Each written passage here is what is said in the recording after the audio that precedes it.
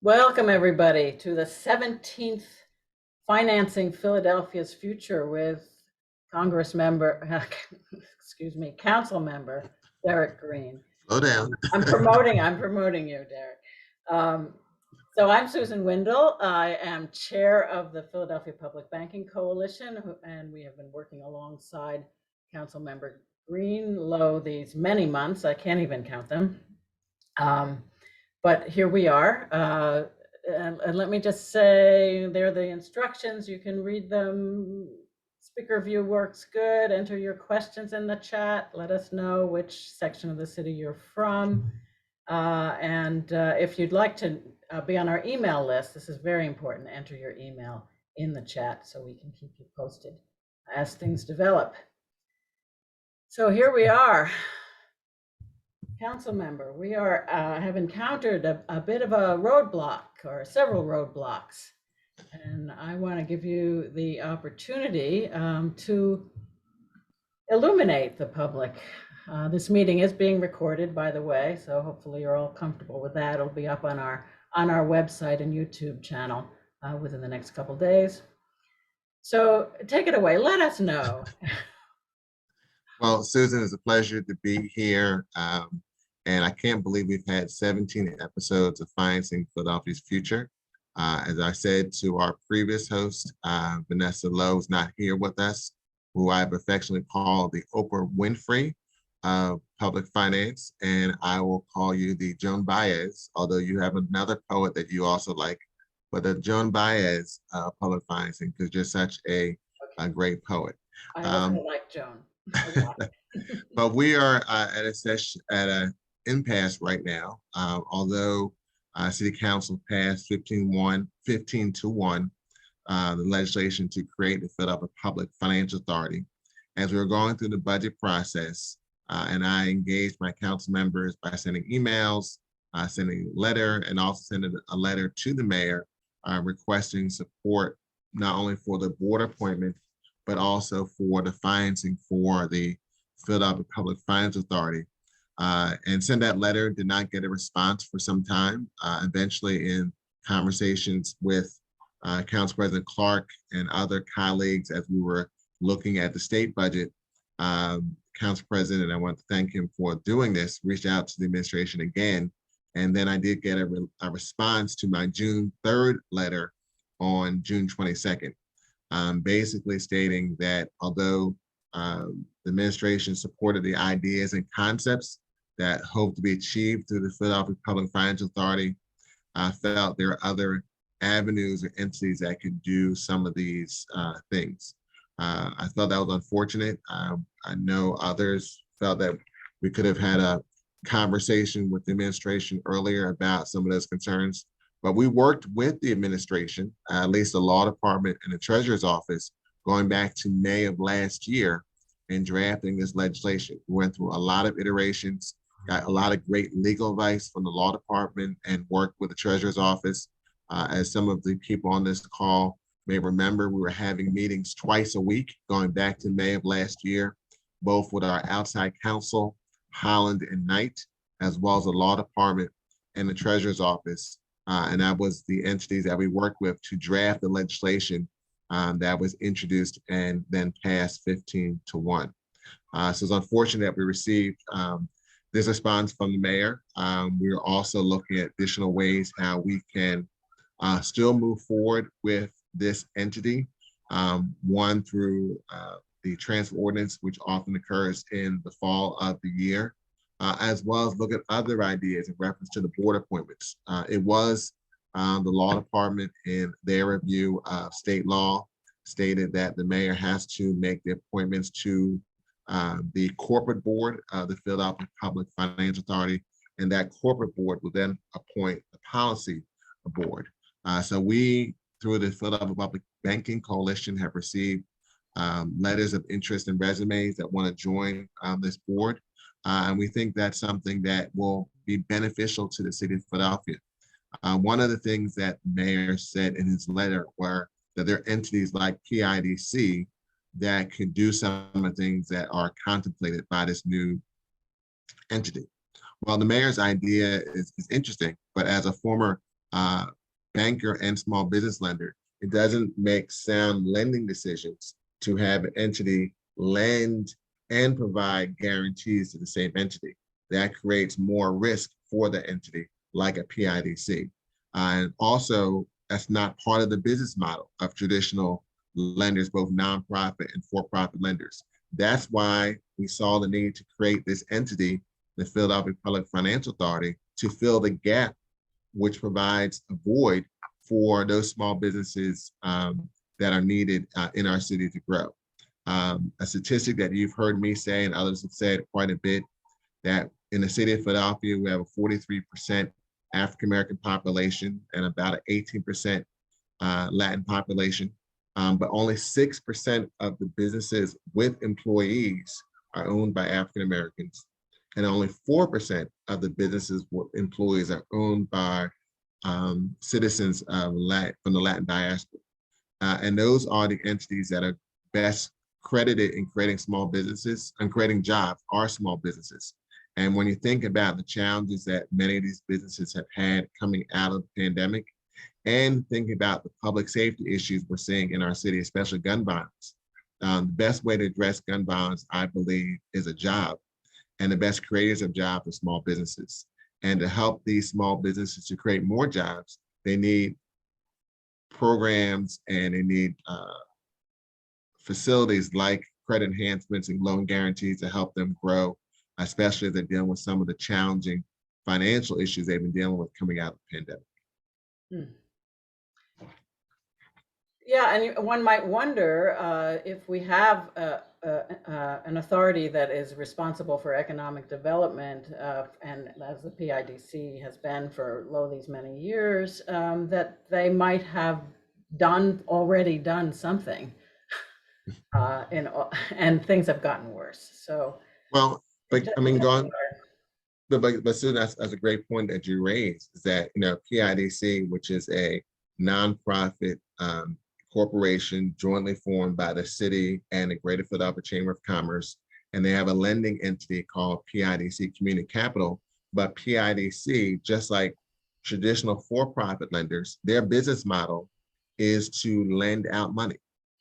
They receive deposits like traditional banks, and then they lend the money out at a higher rate of interest. So even a nonprofit entity has certain needs to meet certain type of thresholds. The Philadelphia Public Financial Authority is not looking at trying to make profit. And is also going in a space that's being unmet right now, because that's not the business model for traditional for-profit and nonprofit lenders. So it's really trying to fit a niche, not only for disadvantaged businesses like I talked about earlier, but also other type of entities like nonprofit developers who are trying to address the huge affordable housing issue we have in our city to create more affordable housing units, newer type of industries like those who are doing things in the green collar industry, like solar and other ideas, which traditionally have been having challenges in getting financing. So it's looking at those areas, and then entities like cooperatives. Many of the people on this call are familiar with Weaver's Way Co-op in the great section of Mount Airy of Philadelphia. And those type of entities like cooperatives are not your traditional entity, and they're hard to lend to because you don't have one group of owners. You have a large group of lenders. I mean, a large group of owners, excuse me. So when you're trying to lend to entities like a cooperative, who's signing the agreements on behalf of the entity? Is it everybody, all the owners? So, the idea of the Philadelphia Public Financial Authority is really to work in cooperation with community development, financial institutions, credit unions, other entities that do traditional lending, and provide a way to fill the gap that's not being met, to really move things forward and address some of the issues in our city. And can you talk a little bit about the difference between the proposed board of the financial authority, the Public Financial Authority, and the PIDC, for instance?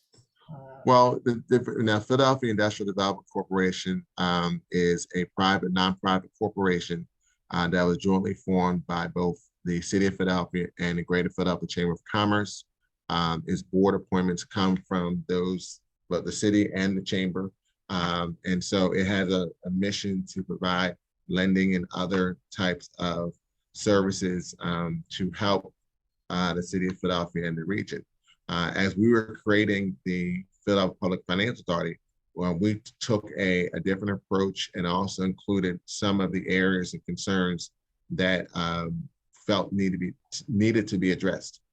Issues like economic development, affordable housing, some of the environmental issues we talked about, and had a much more holistic approach in reference to addressing some of the issues that plague our city in reference to the type of people that would join the board. But I think the main difference between those two is that PIDC, through its subsidiary, PIDC Community Capital, is acting like a traditional lender. Its goal is to provide loans. What we're looking to do with the Philadelphia Public Finance Authority is really provide credit enhancements and guarantees to make it easier for those same disadvantaged businesses, those cooperatives, those other hard to lend to entities get access to credit. If you've listened or heard any of the things we've talked about, not only through the 17 other conversations we've had, but if you hear and listen to a lot of different business owners, especially small business owners in the African American and Latin communities, one of the number one issues that's raised continually is access to credit, access to credit, access to credit. And that's what this entity is trying to do, to try to be creative in providing opportunities for access to credit. And we're seeing this idea spread around the country. It's not just here in Philadelphia. As you all know, who've been on this call in the past, we've had Chairman of the Board of Supervisors, Shaman Walton from San Francisco, New York Senator Sanders, looking at doing public banking in New York State. A number of different jurisdictions around the country are looking at this idea of public banking. And in other jurisdictions outside the United States, they have had public banking ecosystems for some time at the local, state, and federal level. So if I'm understanding you correctly, you do see a path forward in terms of the budget, the budget roadblock.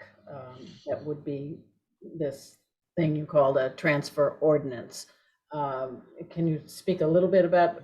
Yeah, so every year, generally what happens is that in the fall, there's a transfer ordinance that's done through the Appropriations Committee. When we're doing the budget in City Council, we are challenged because under the charter, the mayor controls the revenue estimates. So often we get the revenue estimates of what money is needed prior to us doing the new budget July 1. But for the past number of years, some would say 15 years, if not more, we actually have actual revenue higher than the estimates. So what ends up happening is that we have additional revenue once we go into the new fiscal year after July 1. And with that additional dollars, we do a transfer ordinance, which allows us to appropriate money to different entities that are going to use it. So one way to find resources for the financing for the operations of this new entity is doing a transfer ordinance, which generally happens every fall in October. That's one way to address the issue of funding, and we can find different vehicles to address that going around, well, unfortunately, going around the administration. But in reference to the board appointment, that was a process that we relied on the legal advice of law department based on their review or the administration's review of state law that the mayor has to make board appointments. And we'll look at other strategies of how we move that issue forward. Recently, some people have talked about researching what type of litigation avenues we may have. This is a new concept where we'll have to do some research on that to see if that is a vehicle, but at least gives us another window to continue to move forward with this idea to benefit citizens in the city of Philadelphia.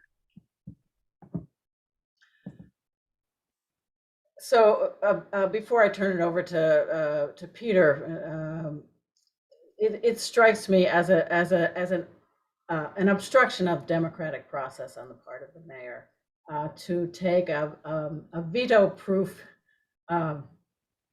majority, a bill that is passed with a veto-proof majority, an overwhelming majority, and to not veto it.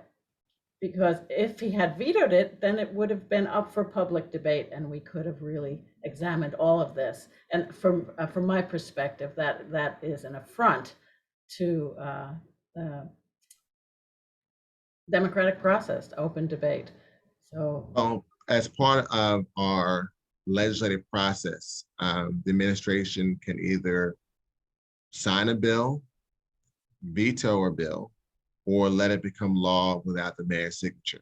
Now, in order to override a veto, well, to pass a bill with 17 members of council, you need to have 9 votes, simple majority. But if the mayor chooses to veto a bill, then you need a higher majority, which is 12 votes to override a veto. And generally, when there is a veto, there's a message with that veto stating why the mayor does not support a bill.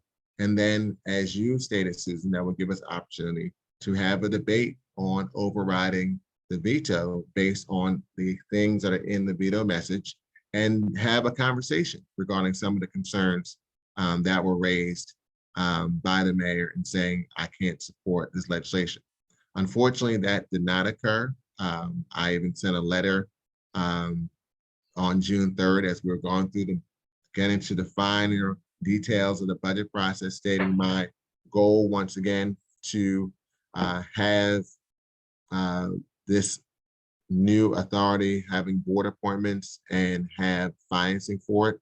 I was pushing and advocating to my colleagues to do that as part of the budget process. We heard that the administration had some concerns. I wish those concerns were allocated in a veto message.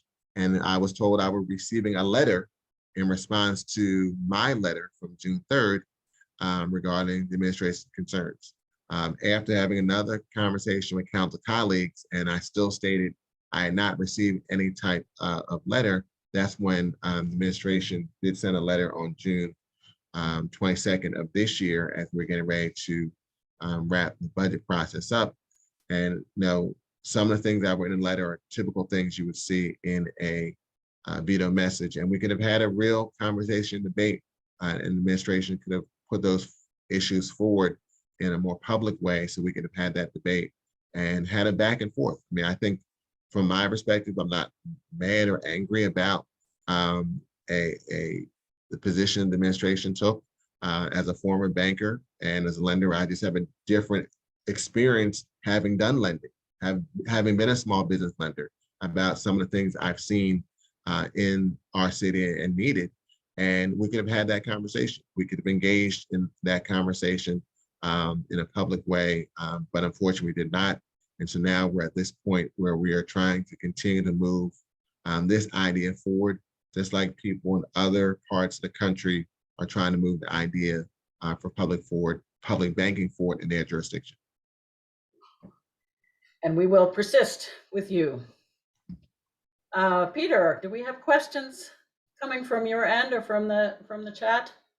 Yes, Derek, the mayor has refused to appoint the board of directors for the Philadelphia Public Financial Authority, but he hasn't really spoken to these people or addressed this in any way. Can you say something about who has stepped forward? Are they qualified? Do they represent the stakeholders? Is there any reason that the mayor would reject the people who have stepped forward without compensation with the recommendations of City Council? Well, I can't speak for why the administration made that decision. We were trying to work with the administration to create a website so that way people could apply through phila.gov, but we weren't hearing back from the administration. And so then we created a website through City Council, to the phlcouncil.com website to receive applications for those who are interested based on the criteria in the legislation. And so now the deadline passed, which was June 30th. We'll review that information of those applicants and provide that information to the administration. Once again, still showing our willingness to work with administration regarding this very important issue. And hopefully there'll be a difference of opinion going forward. But I'm always open to conversation and dialogue, regardless of people's perspectives. People can always change their mind, and I'm always looking forward to dialogue so we can move forward. So if I understand correctly, the law is on the books now. It is the law that's been passed by council, and the mayor allowed it to come into existence. But do we need to convince Mayor Kenny to change his mind? Do we need a new mayor? Are there avenues, legal avenues for city council or for private citizens to bring lawsuit? Well, that's litigation. I'm going to be reviewing what is, the methodology of doing that. There's been situations where city council and administration with past administrations have had legal disagreements. But I would rather not get to that point and come to some type of compromise. But we'll be doing some research to see what other avenues are available for us as we try to move forward on this issue. So in the response that the mayor gave you on June 22nd, he seemed to think that, I think his primary reasoning was that the financial authority would be redundant, that there were already entities in existence that met the needs of the city. I would take issue with that, but some of the things that he seems to not understand are different in terms of what the mandate is, and the aspirations are, on one hand, to become a master CDFI that would support the other CDFIs in the community. And the other thing, of course, is that the intention of the financial authority is to pave the way and be a precursor for a municipal bank. These are issues that don't seem to have crossed his mind or have gotten into the conversation. Is there any indication from any of the private conversations you've had, or anything else that the mayor understands what the financial authority intends to do? Well, I can't speak for the administration, but the idea that was provided in the letter said that, PIDC can provide guarantees to disadvantaged businesses, but that's actually creating more risk for PIDC to provide both a loan and a guarantee. That's not really sound lending policy, because you're now creating more risk for an entity if they're going to provide both the loan and the guarantee to that same entity.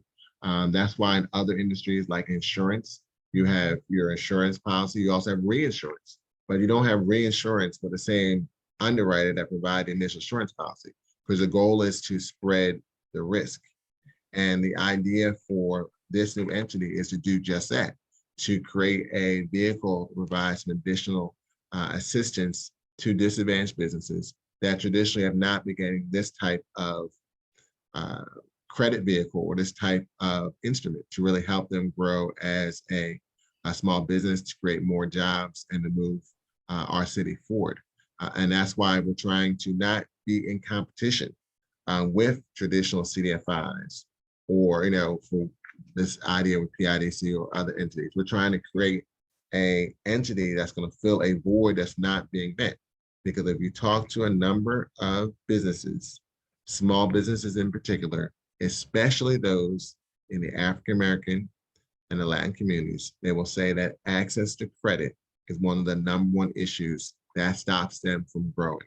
And their inability to grow stops their ability to create more jobs. And their inability to create more jobs keeps us at a 25% poverty rate that we have as a city, and also stops those same businesses from providing jobs that could create some of the opportunities to reduce some of the violence we have in our city. So the mayor's conception seems to be very narrow in terms of loan guarantees, but there are other ways in which the financial authority could nurture the local financial ecosystem, and not just with loan guarantees, but other forms of credit enhancement and securitization and a variety of things.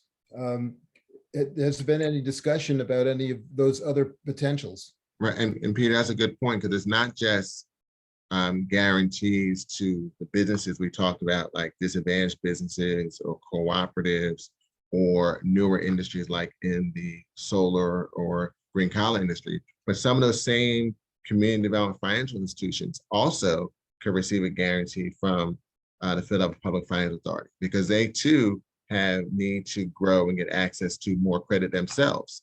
So that's another way that this entity can partner with them. So it's looking at a broader vehicle and opportunity to how we can create a stronger financial ecosystem for the city of Philadelphia, for so many entities that are trying to grow. So it's just being creative. I think one of the challenges that we have in our city is that we keep doing the same things over and over and over again.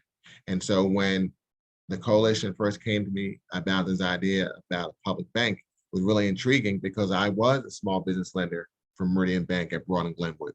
And I saw the historical issues of redlining and knew about the concerns about access to credit. So thinking outside the box is something that we should always try to do going forward as a way to move Philadelphia in a better direction. So do you anticipate that the financial authority and the issues that we've been talking about will be major issues under discussion in the next mayoral race? And do we have to wait until the next mayor comes into office to effectuate the legislation, or are there things that we can do now? Well, the legislation has been passed, so it is law in the city of Philadelphia. And I would venture that this coalition will continue to be advocating for the creation of the Philadelphia Public Financial Authority going forward as we're going through these future months. And I would also venture in the conversation with those who decide to run for mayor in 2023. I would can't speak for the coalition, but I would venture that this will be one of the topics that come up in their conversations with those who are looking to lead the city of Philadelphia in the future. And that, I can assure you, will definitely be so. So thank you, Council Member, for once again returning to us, and thank you everyone for coming. And please put your email in the chat if you don't already are not already on our email list. We will be back on August 2nd. So thanks everybody, and blessings all around. Persistence will pay. Thank you all.